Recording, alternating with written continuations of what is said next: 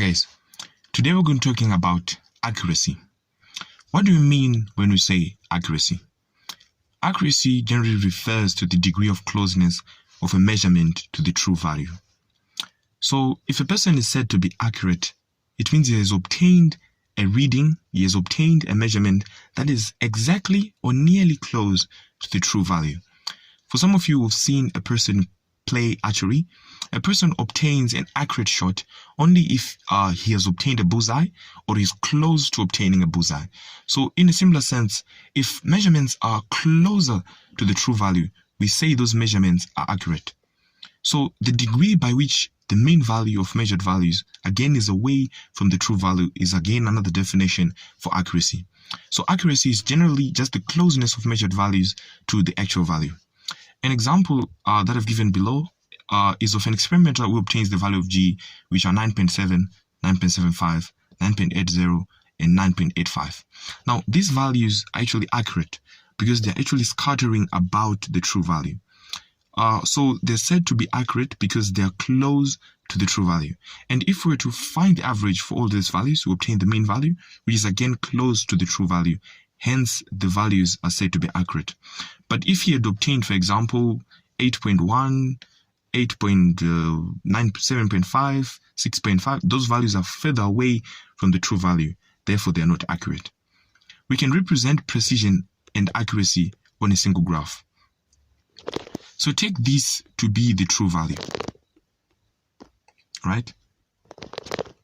And if values are accurate and precise, they have a short length of below the graph, and those values will be close to the true value, as indicated by the green graph, which is accurate and precise.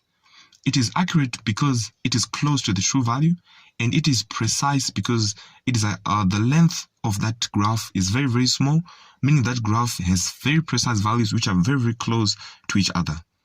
If we were to move to this graph, the blue one, it is accurate, but it is not precise. It is accurate in the sense that it is close to the true value. As we can see, it is intersecting with the line on the true value. But the problem is it is not accurate. There is a wide span on that graph. And the wide span indicates that the graph is not precise, as the values are scattered away from each other. If you want to represent values which are precise and not accurate, we represent it by this black graph. Now, in this graph, we see that it is precise in the sense that there is a small width of the graph. Therefore, therefore the values are close to each other, and it is not accurate since it is far away from the true value. Therefore, this graph is precise and not accurate. And the last one is a graph which is not precise and not accurate, which is represented by the yellow one. So this yellow one represents values which are not precise and not accurate at the same time. They're not accurate in the sense that they're far away from the true value.